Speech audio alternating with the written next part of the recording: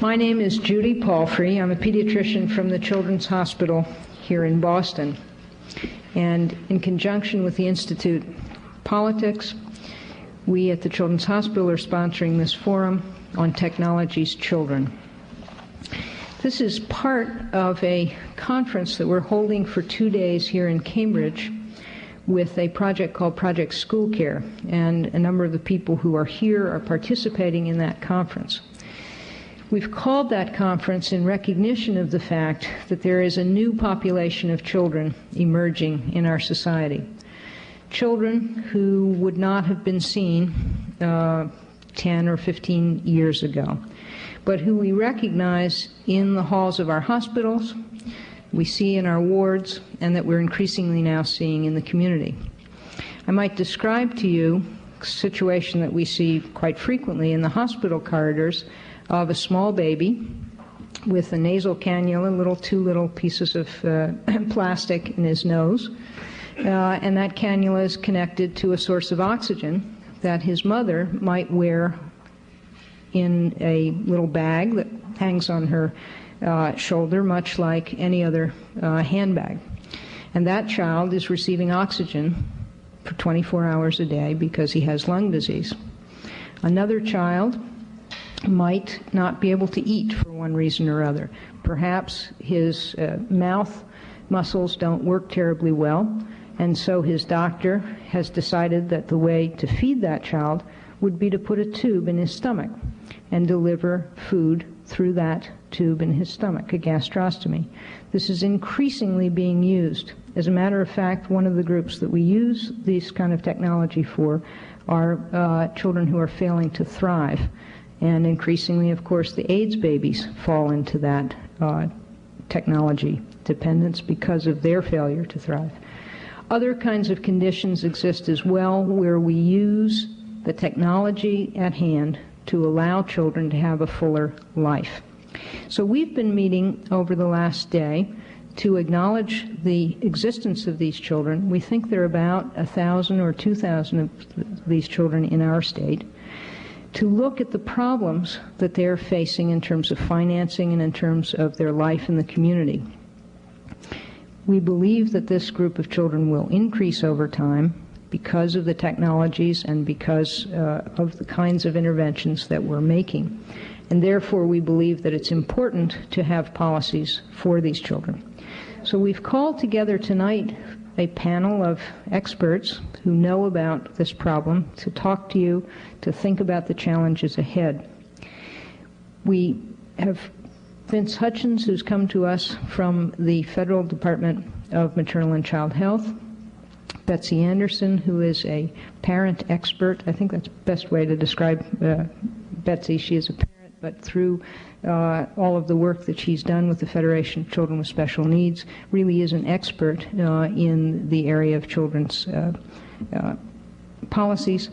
And then Bob Master, who is now at the Boston University School of Public Health, who was our just passed director of Medicaid, who has a policy perspective from our state. They're going to talk to us about Technology's Children, their challenges, and policy development. Someone who could not be with us tonight but who sends his greetings is John Kerry, our senator, and I'd like to read a little statement that he sent to us. Dear friends, I'm sorry that I'm unable to be with you tonight, but I wanted to take this opportunity to congratulate you on the work of Project School Care, the work that you have done in developing guidelines and training for all those involved in helping medically dependent children attend school. Advances in medical technology are giving us great opportunities to break down the barriers for these, in quotes, high-tech kids. But new technology also raises some very difficult questions, such as medical and financial responsibility and allocation of resources. For many of the questions you are grappling with at this conference, there are no easy answers. But it is critical to these children and their families that these questions be addressed. With best wishes as you begin the important conference, sincerely, John Kerry. I'd like to turn the microphones over now to Vince Hutchins, who comes to us from Maternal and Child Health. Vince has been an advocate for children with special health needs all of his life. I believe, and he is continuing the process of developing policies and thinking about the services that these children need. Vince, thank you so much.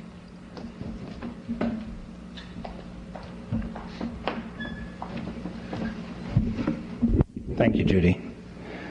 In many ways, these children are the new kids on the block. Sometimes the diagnoses they have are not that new, but our approaches to them are new in many ways. But we're confused about it, and I think it's recognized in the names that we use. Sometimes we call them technology-dependent children, as we are this evening. Sometimes we call them children with complex medical needs, sometimes medically fragile children, sometimes children with special health needs, sometimes with chronic illness. The terms can be inclusive or exclusive depending upon the point we're trying to make. We confuse naming their care sometimes and talk about medical care or health care or supportive care or technology-specific care or tertiary care or community-based care. And whichever term we use in all of these affects in some way how we approach these children and their families. What we've seen happen, I think, in the last 10 years is an increasing look anew at the role of families, and recognizing that the families have the ultimate responsibility for these children. And although we discuss who amongst us as professionals are going to be the case managers or the care managers, other things being equal, it's actually the family that is. Whether that's the natural family or an adoptive family or a foster family, and an ability really on the part of us that is growing to accept the family however it defines itself. What I would like to do briefly is just go through what I think has happened from a fairly biased perspective from our program and personally over the last 10 years. The events that I'll mention are ones that we have supported or been involved with in some way, but I think are some of the highlights of how we've got to where we are today, and by that method maybe elucidate some of the issues that we still have to deal with. In the mid-70s, Ruth Stein, in some research at Einstein, looked at care at home and whether children could be cared for better by people going out from the tertiary center to the home, and indeed found that that was successful and in some ways cheaper. Although every time we say that things cost more, there are really two cautions, is whether that should be the main thing we're looking at and whether we're really including all the parts of cost. But she also discussed the stress on the families and the family's lack of knowledge about their own child and its care because of our lack as professionals in providing families with the information that they need, which raised the issue of training. In the mid-70s, 94-142 was passed, really health legislation in education, a civil rights issue, and questions were asked at that time and continue to be why that legislation is in special education rather than health.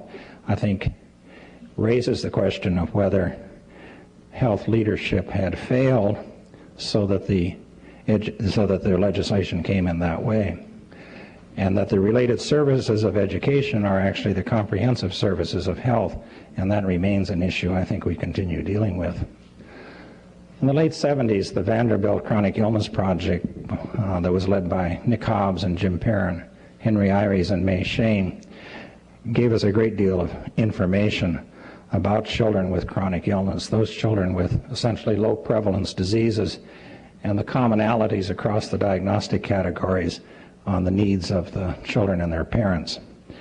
And the effect of that project, mostly because of the built-in dissemination, both during the project and after it. It was our first experience in wide dissemination before we had seen a final report or before the book was published, and that was an important part of what happened with that. In 1980, the Select Panel report came out with Lee Shore chairing it, and with John Butler as the executive director of that, which set a tone for what was needed for all children, including those with handicaps, chronic illness, whichever term we're using. And then in 1981, at a press conference, the president announced that Katie Beckett was in a hospital in Cedar Rapids and could not be sent home because of the Medicaid rules at that time, that the child couldn't go home or she would lose her coverage, and had been in the hospital at that time for a considerable length of time, which led to the Katie Beckett waiver and then to other Medicaid waivers that have helped in some ways to provide services to these children and families. Also in 1981, Dr. Koop became Surgeon General, and is an important part of this story, I think, because of his background as a pediatric surgeon at Children's Hospital in Philadelphia, and his interest in ventilator-dependent children and a pilot program that had been started there by Bob Kettrick and Mary Donor. And that led in 1982 to the Surgeon General's workshop on children with handicap and their families, with a focus on ventilator-dependent. It was important, I think, that at this early time in this history, families came into the title of the workshop. And one of the recommendations from that led to 3 state projects in Maryland, Louisiana, and Illinois to see if these children could be moved out and into the community in their homes with the proper supports. And the difficulty, and they could, but the difficulties in doing it. The first 10 or 11 children that went home in Illinois had 32 funding sources in order to support them at home. And we found ourselves expanding the team to those who opened the roads when they were blocked with snow. Not usually a member of the health team, but what was needed in order to support these kids when they got home.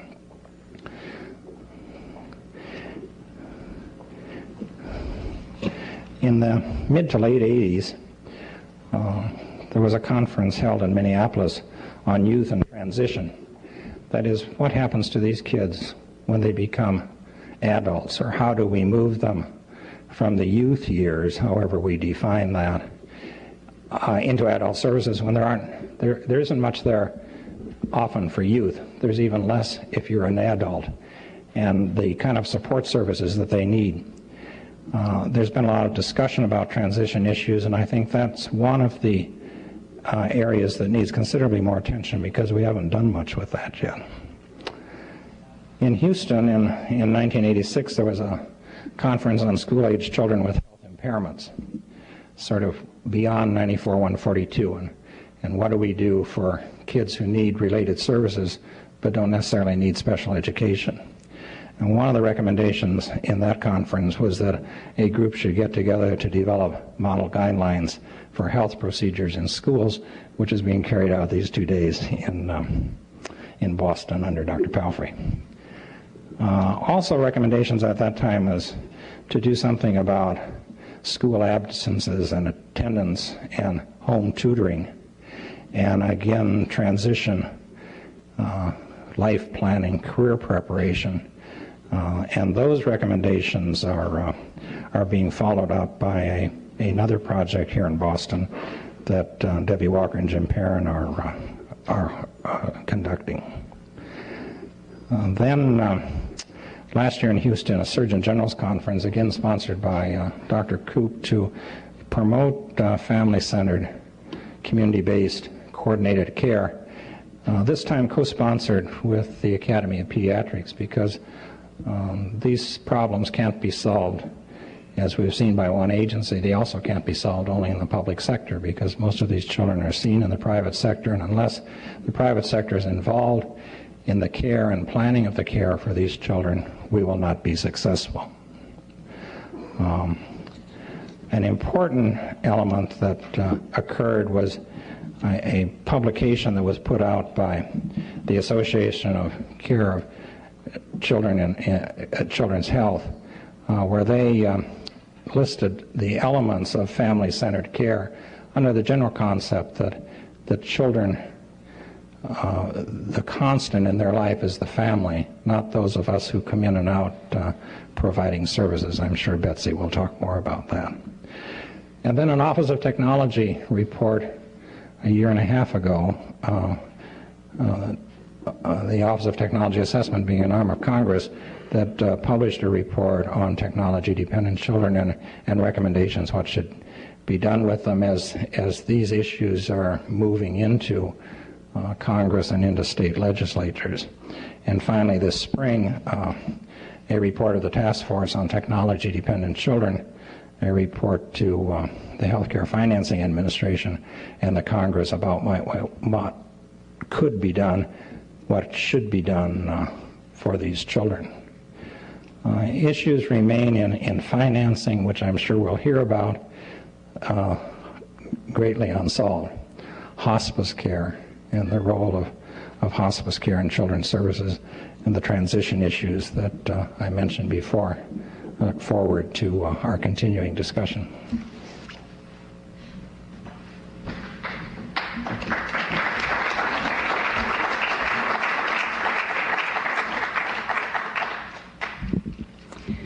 Well, Dr. Palfrey said that she believed Vince Hutchins has probably been an advocate for children with special health needs all of his life, which I agree. I believe that too.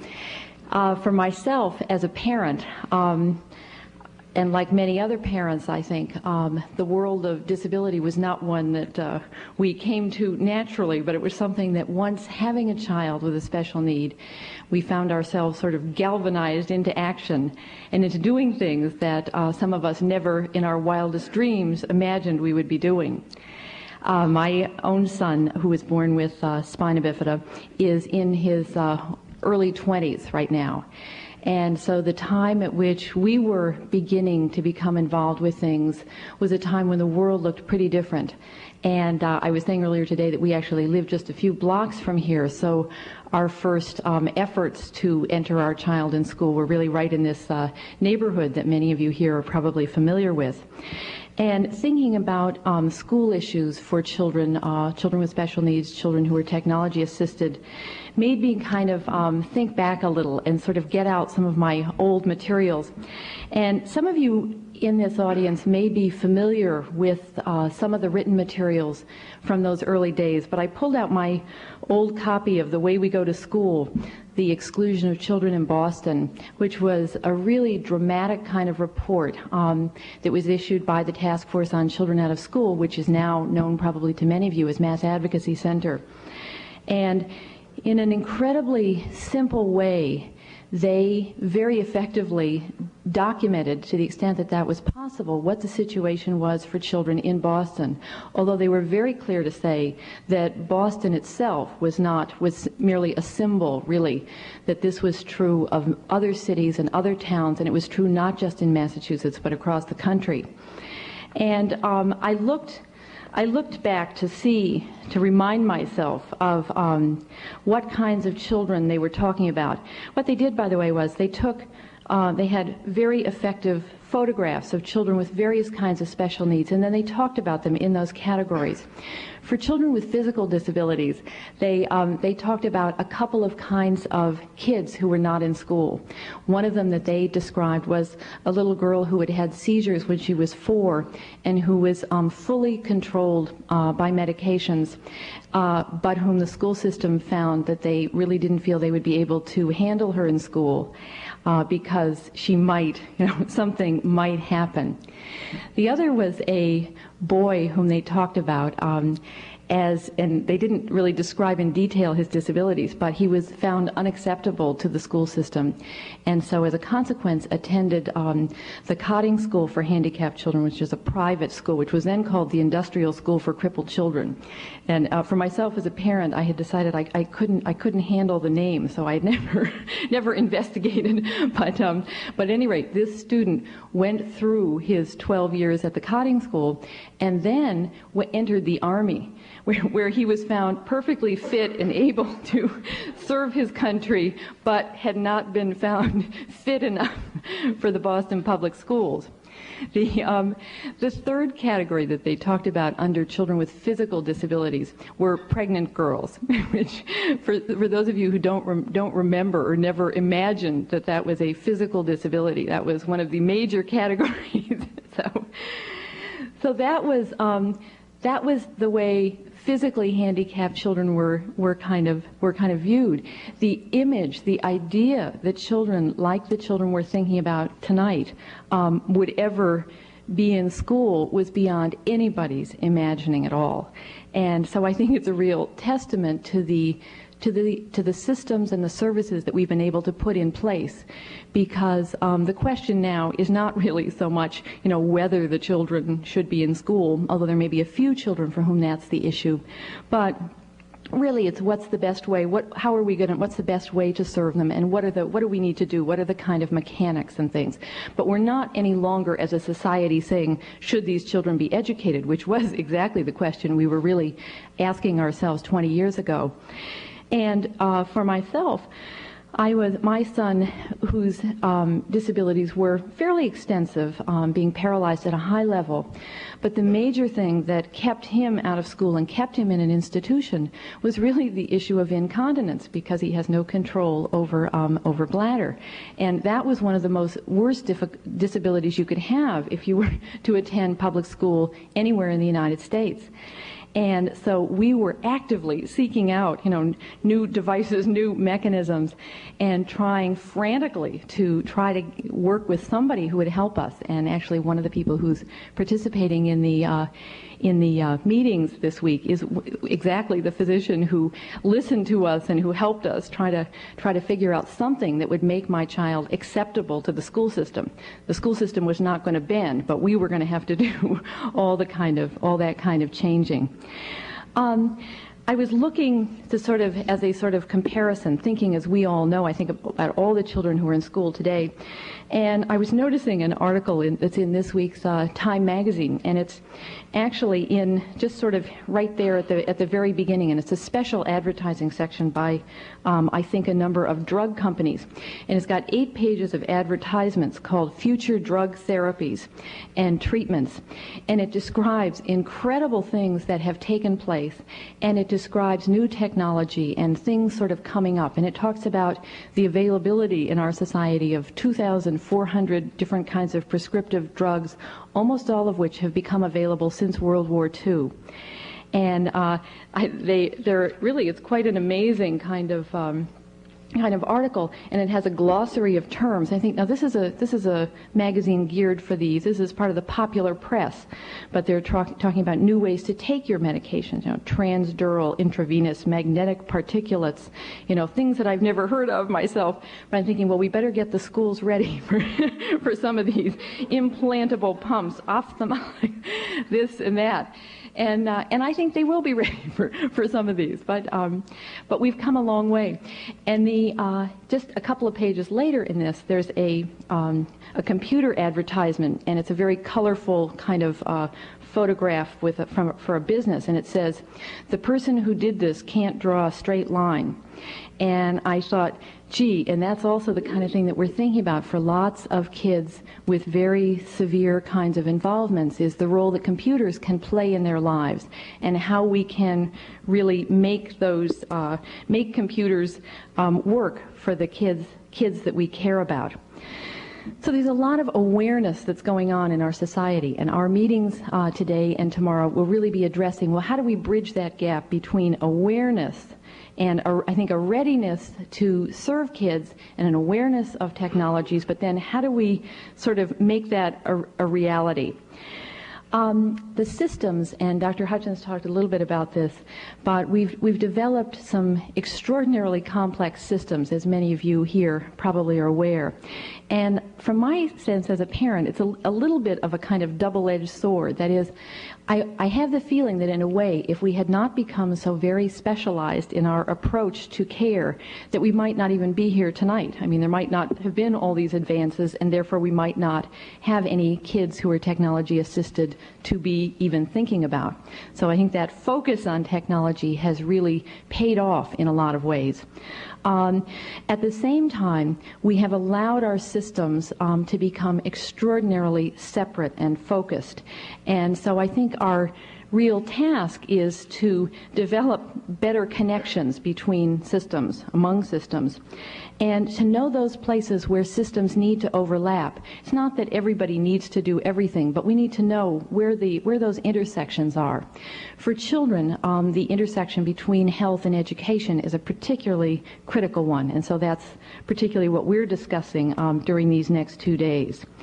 And I wanted to tell you just a short story, but it seemed to me very it sort of typifies the kinds of things that I think have gone on. I was involved with a family whose child was quite severely disabled and without speech, and paralyzed in all her extremities. She had very limited kind of use of any muscles, and she was a child with normal intelligence, and she was in a regular classroom, but the ability to communicate with her was extremely limited. And in the health setting in which this child was seen, there was a lot of excitement around developing one of these communicators, a sort of computer-driven device that would really allow this child to be able to communicate. And so one day, this communicator arrived at school with this child, and the school system essentially freaked out and said, what is this? We don't know anything about this. And the communicator had been developed entirely in one setting with all the best intentions in the world. But there had not been any sort of effort to talk to anybody in the educational system to know whether what they needed to know, and to know whether they were even comfortable with computers, let alone this particular one. And it was just a very dramatic way of saying that people who all cared about this kid and wanted to really do well by her really had not taken the time to talk among themselves about what was needed and in what ways technology might really help. And I think that's what we're facing in lots of other areas too, that technology has gotten us to a terrific point, but we need now to be able to make sure that other people are comfortable with what is available and with what is possible, and we need to understand their concerns, because if we don't, then that technology will be limited in what it can do if people do not really know how to use it. And I think for these kids, we really want all kinds of good things to happen. I wanted to end with just one other sort of point, and I wanted to read you first just a little paragraph from this old book. This, by the way, was written in the late 60s and came out in 1970. And in this introduction, and I feel as if I can hear Larry Brown. It doesn't say he wrote this, but I feel as if he might have. And he talked about, he begins by saying that this report will make you very angry because it describes unbelievable experiences that happen every day to school-aged children. And he says in this second paragraph, children in our city are being denied the only opportunity permitted in a lifetime to prepare for the greater challenges of life. They are failing to receive the educational opportunity that we believe is the right of every child in our country.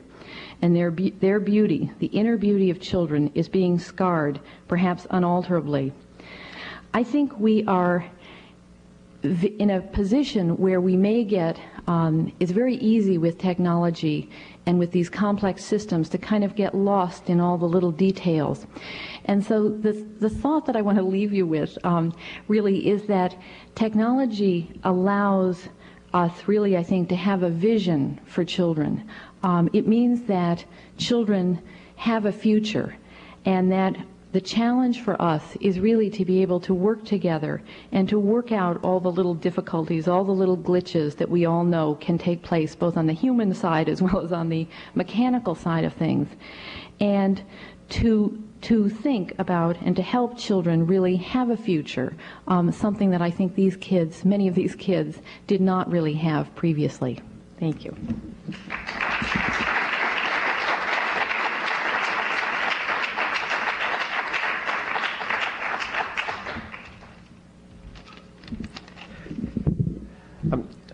I guess I wanted to compliment Vince and Betsy with kind of giving the perspective both, I guess, from a public policy payer organization of care point of view, and I'll apologize in advance by saying I'm going to probably look at it from a primarily medical care focus, and I say that only because I fully recognize how important the much broader focus is.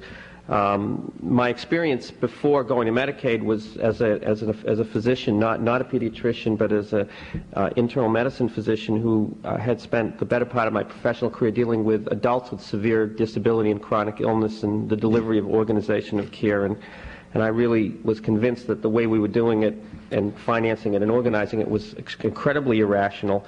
That really didn't hold a candle to what I really came to learn were the extraordinary issues, some of which were similar, many of which were similar, that I came to know as in the position in Medicaid, and what we saw around the technology-dependent infants and children or children with severe disability. And that education that I had at Medicaid is still continuing. Let me just kind of summarize a sense of, from a public policy point of view, what I think the issues are, both in terms of the financing and the organization. First of all, with financing, and I think we have to go to that because form follows financing. And that's real. The best intentions of all of us are going to be negated unless we can have a rational financing system. First of all, there is an extraordinary irrational patchwork of reimbursement with a variety of variations and limitations and benefits and durations and maximal allowable expenditures, really depending on where an individual is employed, what the kind of benefit they've chosen where they're employed, and the like. And we can see plans that exist that an individual will have no maximal benefit. We can see some plans where there will be a fairly broad benefit package beyond doctors, drugs, and hospitals, and we see plans, in fact, which are essentially mar and par kettle plans that pay for nothing outside a hospital.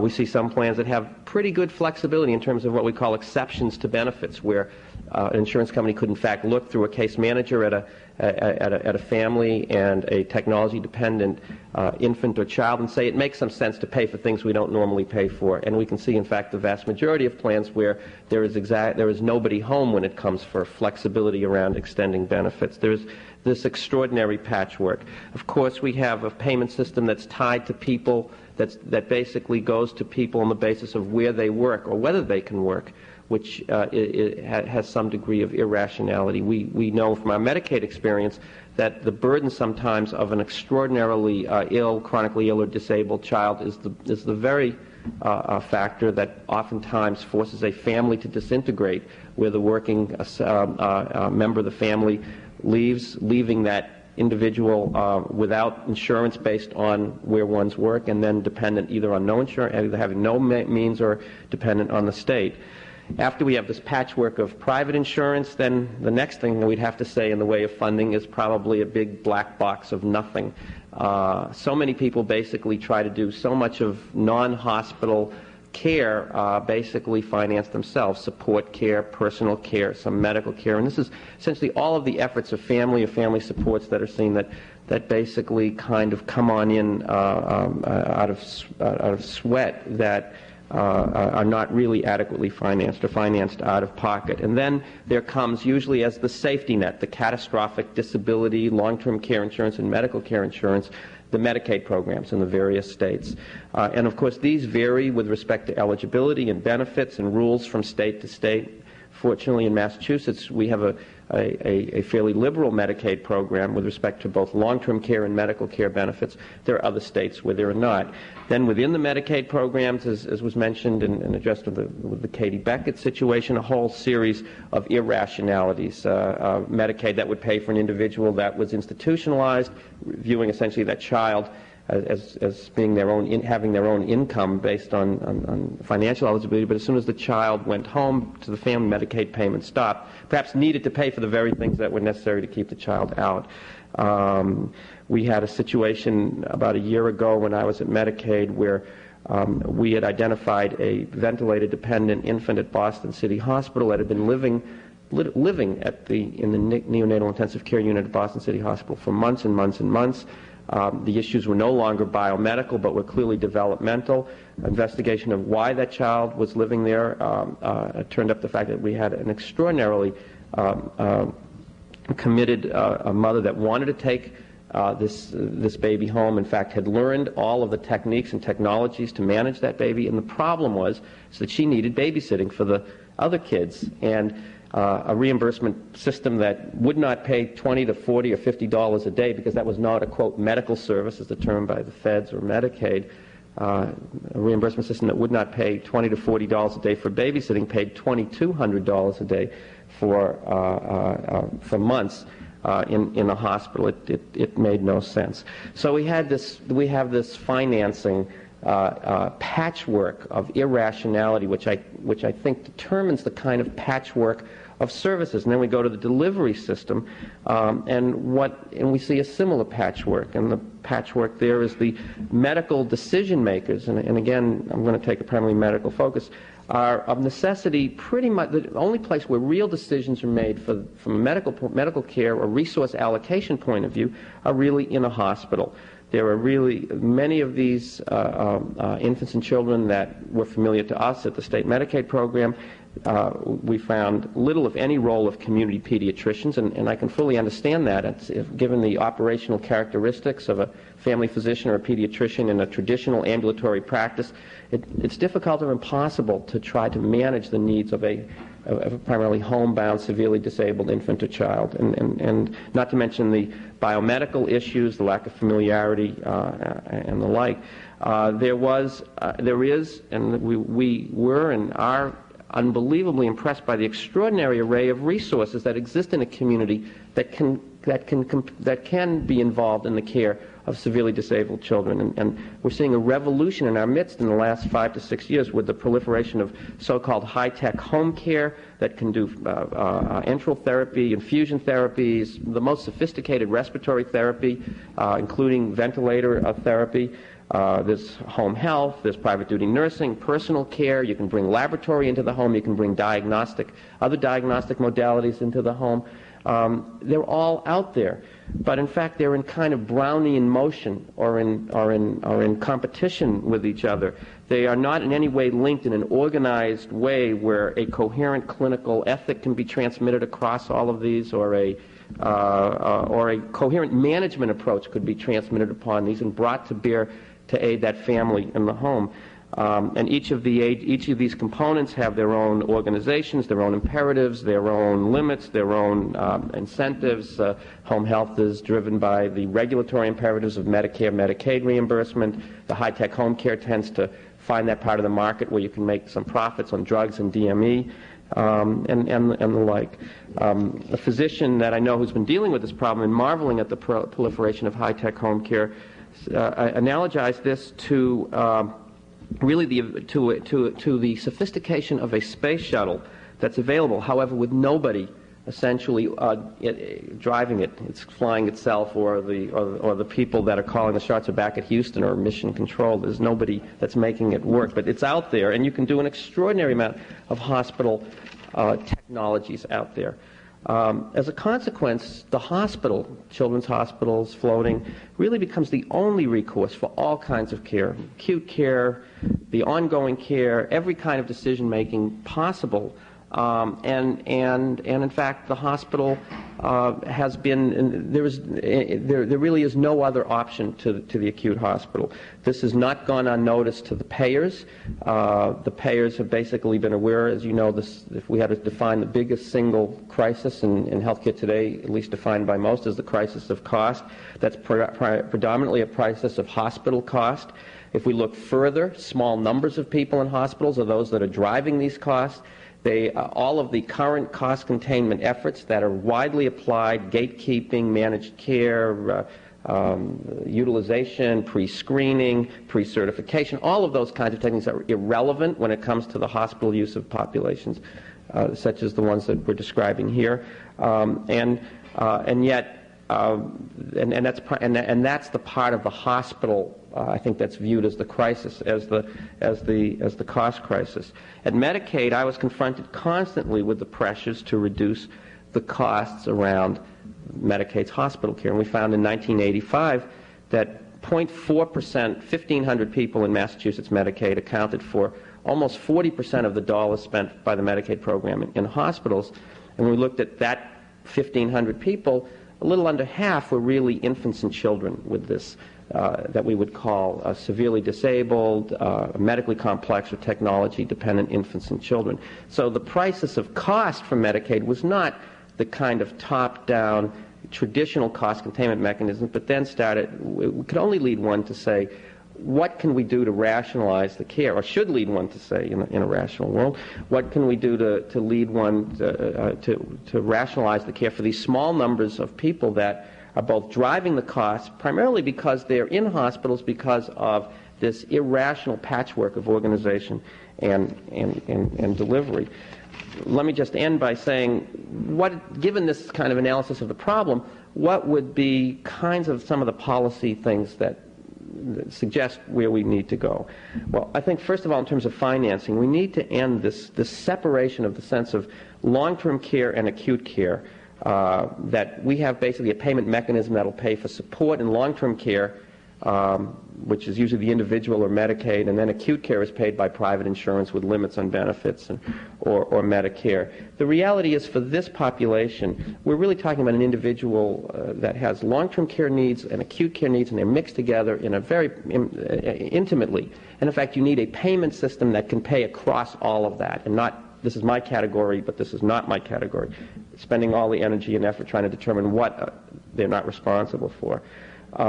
There needs to be essentially the only way that could happen, and the only way it can happen, is you have to have a single payer system. You have to, for a certain population, end this crazy patchwork quilt of payers. There has to be a single payer, and today I guess the only way that could possibly happen is if this were federalized. I don't see any other way. It's conceivable we could try to do that at the state level, but there needs to be, for certain, a single payer that has both an acute and long-term care benefit that can be managed.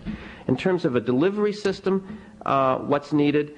You need to develop essentially a new clinical role, and I don't know who the right people are to do this. Primary care physicians or nurse practitioners. My experience with adult severely disabled suggests that nurse practitioners and physicians, the team together, is a good complement to the work of families and all of the other issues that can really transfer clinical decision making and make those decisions in places other than the hospital. And specialized, essentially, clinical teams that understand all the biomedical aspects and the clinical aspects in a very sophisticated fashion of infants and children with these needs, but yet now organized in a way to transfer that kind of clinical decision-making with an ethic to support the family as much as possible and reduce the reliance on the institutional base as much as possible. And that has to be linked in a very coherent organization across the line with all of the elements that are out there in random motion. And ideally, that will have to be developed with some kind of payment mechanism. My own sense is that, and I fully agree, we don't want to let cost drive this system. But on the other hand, there's an extraordinary opportunity because we can use the crisis of cost, which is mainly the crisis of hospital cost, to basically develop financing alternatives and organizational alternatives that will reduce those costs by, I believe, at least have a good shot at reducing those costs by rationalizing the care, by supporting the development of a coherent organization. And this is, I guess, what my experience, both as a clinician and the years I spent in Medicaid, would tell me as the kind of directions to go in terms of public policy.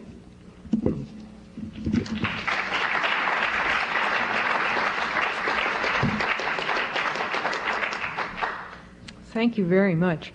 We have the opportunity to have some questions from the floor, and there are microphones, if you could. Masters, in terms of taking a look at financing. What you're proposing is a medical model of care, the physician and the nurse practitioner. If I take my area of specialization, which is nutrition, and working in community health for 20 years, it's certainly an area that I don't consider the MD necessarily to have great expertise in. Unfortunately, although a great deal of concern in that area, what you're proposing from a funding standpoint is taking very high-cost individuals, physicians and nurse practitioners, and making them, quotes, the team. And perhaps we need to take a look at a non-traditional base in terms of funding some of the parents for some of the services that they are providing, not the traditional medical care model of services, because I don't think we're going to be any ahead of the game. We'll have managers managing the managers, managing the managers further on down the line, and still, on the consumer end, they're not going to have what they need, which is respite care, some involvement without having Heinz 27 varieties of individuals that have been subcontracted by various agencies walking in and out of their house. When I spoke, I really mentioned that I was dealing with the medical aspects here of care, and what I was really talking about was the model that would be required to manage those aspects of care that could function as an alternative to hospital care. See, and basically saying that is the handle to get medical dollars that are essentially going to hospital care that could finally move into community to support the community care. And the only way, and that's really what I was addressing. I wasn't really addressing saying that let's develop another form of physician imperialism over the rest of the world. I think we've moved, thank God, away from that in a lot of ways. Not to go back to that, but basically looking at the problem of the extraordinary dependency of these populations, both on the hospital, both for prolonged hospital care or recurrent hospital stays or continued needs to interface the hospital, that effect in terms of cost, that effect in terms of dependency, and then what would be the organization to reverse that? And clearly, a part of that would be to take some of those dollars going for hospital care and to pay for non-hospital care. The babysitting for that child that I described that was at Boston City clearly would be an example. In order to do that, you need to basically have a medical management capability that can move that hospital technology and manage it outside. That's all I was referring to, not to take over the rest, and not to denigrate or put down the importance of the rest of the spectrum. I was really limiting it to that part of the problem. You're also talking about the physician who is out in the community, who must have reciprocity in terms of negotiating and acceptance within that major teaching hospital or medical care environment, must be able to move freely, as we've seen in some of the neighborhood health centers, where that is intact, where they admit their own patients, not just to the wards of various teaching hospitals, but to the private side, where they can have that kind of movement back and forth. That's true, and I think part of some of the challenges would be to have that work in conjunction with hospitals such as Children's and others, to make that happen. Some other questions? But I wondered if you would look into the crystal ball just very briefly and tell us what you think may be some of the implications of the new Massachusetts health insurance plan for children of the sort that we're talking about tonight. It's going to be, I was, both, Judy and I were involved in at least the first cut at thinking through what a benefit package would be for the first population to be entitled, which is this wraparound for disabled individuals who have either inadequate or no insurance or are falling through. So for that population, if this works, and we'll start to see how it evolves over July, first they would get, who had either inadequate private insurance that didn't have an appropriate benefit package, they would get, and if they were if they were eligible by the criteria of disability, and they have to meet, I think, Title 16 disability requirements, that family or individual would get a new card after July 1st called Common Health. That Common Health card would entitle that individual to a family to a benefit package that would include virtually the entire Medicaid benefit package, minus some, and there's still some debate as to what, but I think some reduction in mental health, dental, and transportation. But it would essentially be the personal care, all of the DME, the ability to have home nursing, private duty nursing, and the like. There would be some management of that benefit package, say nurse case management, but that, I think, would fill, it would fill a gap. One of the big unknowns is how many people are going to be able to sign up, how many people are not, why, what in fact are going to be the use of, how is this population now going to use the service, and how much is it going to cost, and is it going to blow the employers away who are already very shaky. So I see it can't be worse. It's got to be a step forward, but there's a big black box. I think there are people in this room that really want to stay very involved with that.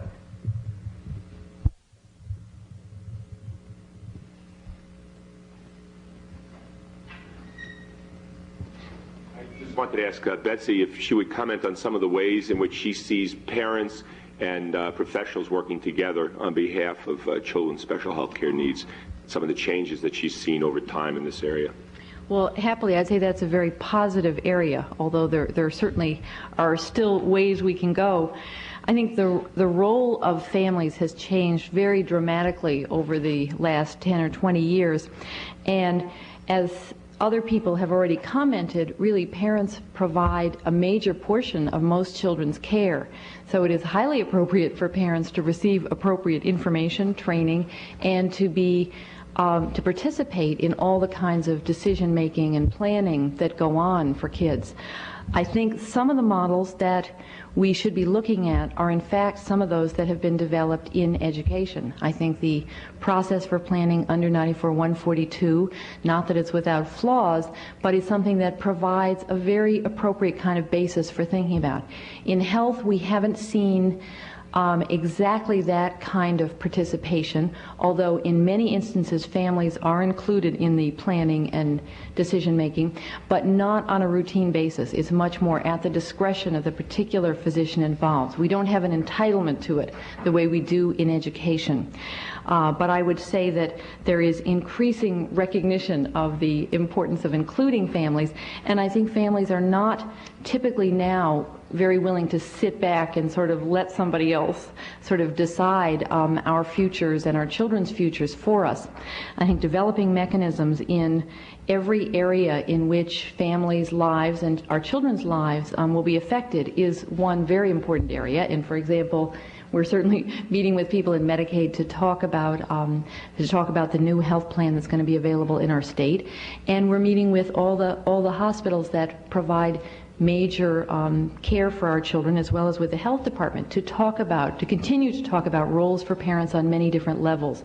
First on a sort of personal level, that's how the level that most families initially become involved, is in the care that their own kids receive, but also on different levels, program levels and policy levels, that many families can very appropriately participate in if there's an opening for them. In the past, that was not the case, but now there are many, many more openings. So I'd say that's a positive direction in which we're heading, and there are lots of success stories, lots of good things to point to.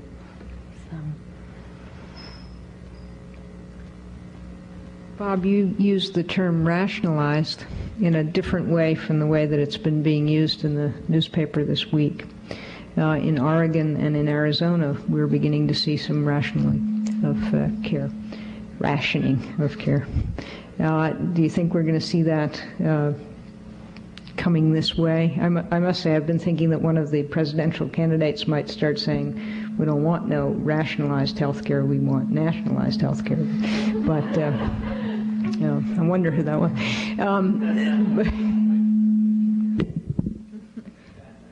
Yeah, I did say rationalized and not rationed. And the two are different. I honestly believe there is there really is a window of opportunity here, and again, it's using the cost crisis, and again, it's using the cost crisis going for high hospital-based or medical care to basically to get a much broader array of services, much of which would be non-medical, to support families in the care, of these infants and children, and I think that would rationalize care, and I think we ought to use that, since people respond to cost crisis and much more dramatically than care crisis, as we all know. That, I think, is a nice window of opportunity, and I think it's something that collectively we ought to be, vigorously, pursuing. I wanted to ask a question. Is there a way in which we can have systems really focus on what's good for children and what's good for technology-assisted children? I mean, must we always be sort of following? I mean, I agree with you about that things follow the money, but is there a way to make the money follow what's good for kids? And must we always get so tangled up in different agencies and different disciplines and who's going to be in charge of what? And is there a way that we can really focus on the kids and what would be best for them? And if we had the money focused on the kids, would that then allow us to do the other things that we think are important, instead of putting the money in an agency which then puts the money puts the focus on the agency rather than on the child? it's certainly possible to do that. We haven't been terribly successful at it, but I think in another area we're maybe starting to be, where there's a lot of discussion about perinatal care and care for the first year of life, that is indeed focusing on the need for prenatal care and how you get access to care, which is both financing and having the services available to access that are of some quality. And there's really considerable discussion about universal access for that population. If that can be successful, then we certainly should be able to move to other kinds of situation to focus on the child and the family.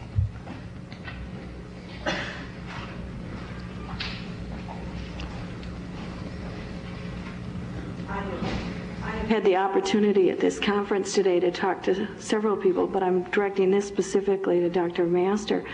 Talking about the cost aspect, I'm not familiar with your Massachusetts health plan going into effect because I'm from out of state. But one of the areas you noted as excluded under that is transportation. And I am here because of an interest and because Michigan is currently doing a study to deal with the whole transportation aspect. That is such a critical area because the medical care that has to take place in those transportation systems is not being able to take place so often because the costs are not being paid for, or school systems in our case are saying we're not going to be able to pick up those costs because it's too much. And in the payment system, there has to be some way to start recognizing that transportation is the gap between the hospital and the home or other community activities. We can probably all respond. I don't think there's any disagreement with I don't think there's any disagreement. Let me maybe just go give you a flavor of some of the practical trade-offs in this. Here we have a bill which I think is profoundly progressive, even though with all of its limitations, at least as a state, which is making an effort to fill the gaps and make a philosophical commitment to its citizens that it will entitle everybody to a minimum set of health benefits and start with those most vulnerable, the disabled who are falling through the cracks. We also have a state that is trying to finance this primarily through a business community that is unbelievably edgy about this, and with a coalition and the support is unbelievably tenuous. So clearly the cost side is crucially important, and if business perceives that this program will essentially take buckets of their money and drop it out the window, we could see that tenuous coalition breaking apart. We also have a state that for the first time in many years is running into major budgetary problems, and so the state's ability to fill the gaps of where business would not finance this is not there and probably won't be there for the next couple of years. And lastly, we know nothing or little or nothing about what's going to happen, particularly with this first population when they come in terms of what their costs are.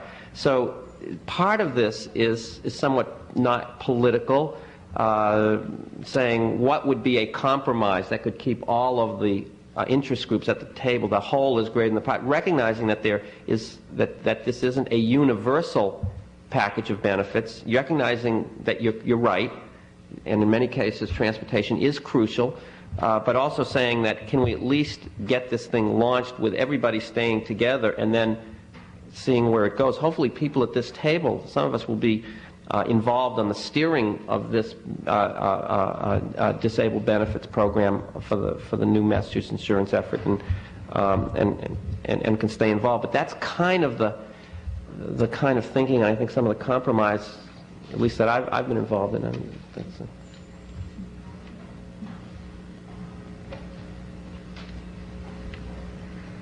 A cost crisis in the hospitals. There's also a cost crisis in the public schools right now with the cost of special education.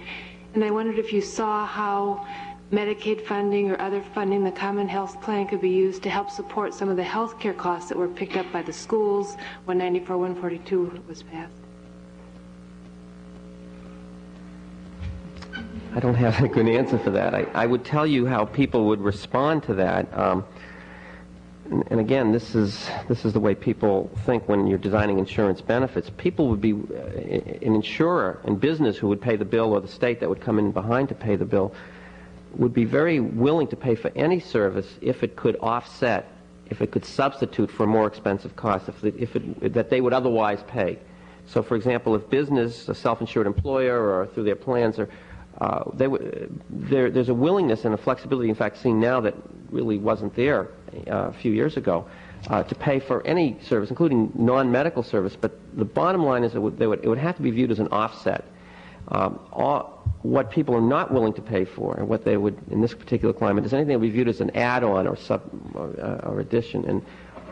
And that's just the real hard fact of life in terms of using health care dollars to how far can you go in non-healthcare services, and it may not, and from the perspectives that you're dealing with, and all of the deficiencies and all the deficits, you're keenly aware of all those problems, but that's just the way it's viewed, and I'm sure will continue to be viewed. I mean, you'll need to have healthcare substitution around expansion of benefits outside of traditional healthcare. I think another point is that we can't allow ourselves to really let special education get pitted against regular education. That would be a big mistake from my viewpoint. I mean, I'm a parent of 3 kids. 2 of my kids have always been in regular education, and my child with special needs always received the major part of his education in regular education too. And that's true for most children in our state and other states as well. And our special education is set up with the belief that there is a good regular education system in place, and it's based on the concepts of least restrictive environment and mainstreaming.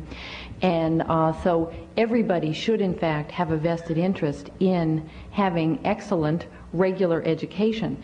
I think that we may, as a state and also as a society, need to really bite the bullet and decide we need more money for education. I think that schools are being asked to do much more than, not much more than they should, but they're being asked to do a tremendous amount, and we should ensure that there's adequate funding to carry out those goals. And I think that pitting one group against another is something that, as a parent, I hoped we got away from a long time ago.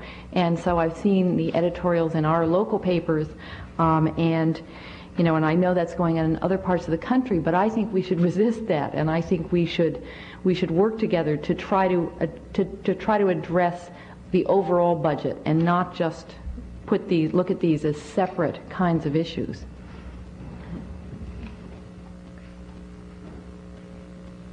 I work for the Department of Public Health, and so I work with the Kaylee Mulligan Home Care Program, which is really targeted to these high-tech children and severely disabled children. And I know as a case manager, it has been a godsend.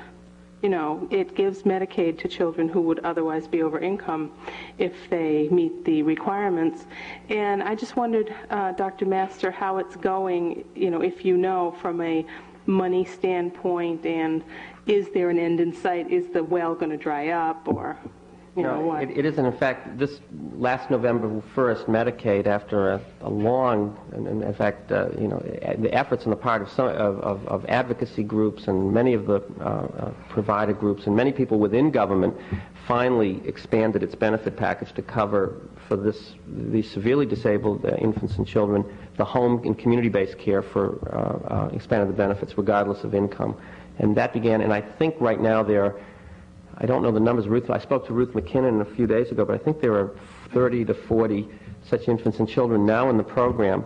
And it's an interesting question, because part of the estimate was this would cost Medicaid $3 to $4 million new dollars a year, and nobody knew. It's a black box estimate. Certainly there would be some substitution for now having a benefit that would pay for services as an alternative to hospitalization or chronic hospitalization, such as kids in the Kennedy Hospital. Certainly will be cost savings in many cases. There will be many, many other kids and families will come forward who've just been hanging on and struggling without insurance, will now in the community avail themselves of Medicaid appropriately, and looking at it narrowly from a Medicaid budget, would say, well, this is now a new cost. So I think the estimate, I don't know how it's running, but I think people were planning of $3 to $4 million new dollars. One thing that it's done, and this we weren't aware of, and this is a real problem. And in fact, I spoke to the Division of Insurance. It's really let a lot of private insurers off the hook. One of the things that has happened, and I'll give you one example of an infant that, one of the first infants that were put on the Kaylee Mulligan program, who was a ventilator-dependent baby at Children's Hospital, who had been there for a number of months, covered by the Bay State insurance, HMO insurance.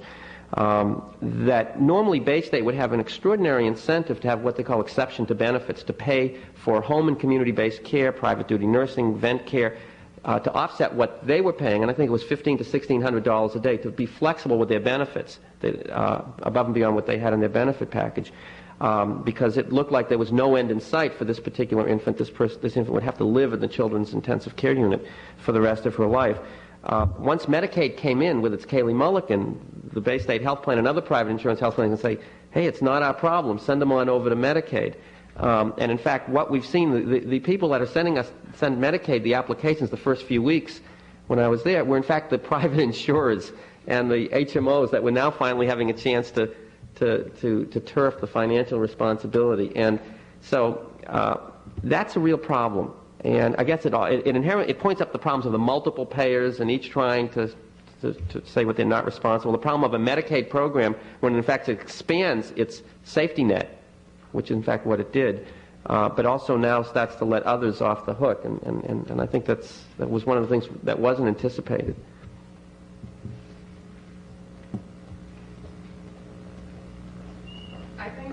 I think that one of the things we've talked about, and one of the things I've heard this evening, and we often talk about, is blaming the funding systems for not providing the funds for these children to be cared for in the community and at home. I think what we fail to touch on very much, and it's only beginning to come to light, is the abuse within the healthcare professions, among our peers as healthcare professionals who are now making big business out of the home care industry. Durable medical equipment vendors, respiratory therapists, nurses. I live in the Philadelphia area where right now a registered nurse caring for a patient at home costs somewhere between $30 and $40 per hour. That's highly prohibitive. A ventilator, which costs $6,000, now runs $1,500 a month to rent. And I think that when we talk about funding, we have to really keep that in mind, that it's not just the funders that aren't willing to pay, but they're looking with great skepticism right now at the providers who are charging exorbitant prices. And we who work in acute care institutions know every day of individuals who are leaving acute care because home care is far more financially beneficial right now. And I'd just be interested if any of you would have any comments on that. Mary, stay there for a second. There was the sterile water discussion. How much is sterile water? But we were talking earlier today about the cost of sterile water. Yeah. It's certainly a concern, and I think back to one of the 7 recommendations out of the Surgeon General's workshop was fraud and abuse by health providers. I mean, there was also the shifting of insurance that is being talked about, but the concern and how you get a hold of that to monitor it and actually change the practices, and there isn't much there to do that at the present time.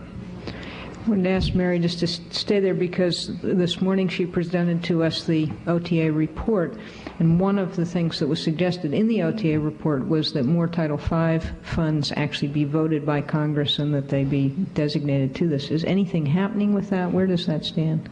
No, there was some discussion last year with the catastrophic insurance bill of whether there would be a children's part of it, but the political situation is such that did not progress, although it was discussed for several months and is still viable probably now that the other part of it has passed, as if that would cover some of it. I think there's another issue here that we haven't really talked about. In the 60s with some of our projects, we tended to define health so broadly that we were trying to solve a lot of social problems with what was called health funds, and that still becomes an issue here.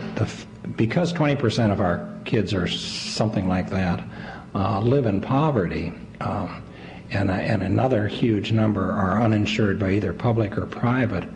There's a temptation, if you can get some funds, to solve a variety of problems and call it under health, and I think that that's an area that is continuing to cause us some problems. Is that we can't solve all of the social issues for some of these families. They need housing, they need food, as we heard earlier. They need a lot of social supports within the community, and neither educational funds nor health funds are going to solve them. And unless we say that those require other kinds of services, we're going to constantly get pushed with that, I think. Thanks. I actually need to, the area of the cost abuse in home care is really in the drugs and the durable medical equipment. I would argue that it's not so much in the nursing hour. I mean, that, and in fact, and it is true. And what's happened is the kind of for-profit high-tech home care companies have really filled a regulatory void. Essentially, all the payers, and it's only now being looked at, are paying full charges for drugs and DME. And for example, my own son about 3 years ago had a osteomyelitis, and we ended up with one of these companies at home where he needed 6 weeks of IV oxycillin. And I was shocked to find that the bag of oxycillin that they had all prepackaged and very nice they charged the Blue Cross $65 a bag for every 4 hours, $400 a day. And then what it really cost that company was probably in the range of $10 a bag. I mean, there's that kind of extraordinary markup is where the companies, which happen to be subsidiaries of drug companies, Baxter, Travenol, those, that have moved right in to fill that. And I think if that isn't stopped, you see, in a sense, that's where a lot of the money and the waste is going, to the drugs and to the DME in large markups that should be going for the support systems in a managed, coordinated way, and isn't. And I think that's DME is durable medical I'm equipment. sorry, Mrs. Chairman. I just learned that last week.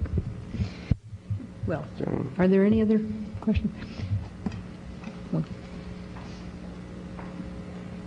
We've been talking about financing home care. Part of our conferences, or the main gist of our conference, is trying to get children into the public school system. Who is going to pay for these children when they're in the school, especially if they're not on special education? Would you repeat that again? I'm sorry. Who is going to pay for these children's medical needs when they're in school, especially if they're not in the special education department? Well, that's the problem of them being uncovered, and some of it gets pushed toward Medicaid, but that's a very limited program in many states. The lowest state is around 25% of poverty is the eligibility for it, so it leaves a large number of kids that are uncovered. Some of it's picked up by Title V agencies within the state. Some of it's picked up by parents who are working.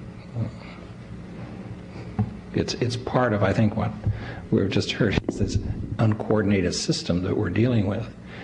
And we try to solve the major problem in a variety of ways. We were doing it with individual service plans a few years ago until we found we needed somebody to coordinate all the individual service plans for a family. And now we're doing it with case managers or care managers. And I have a colleague who's running a contest to see how many care managers any one family can have, and we're now at 11 for one family. And we'll soon have a new category of coordinator of care managers, which we will then give training programs to and certify and pay exorbitant prices.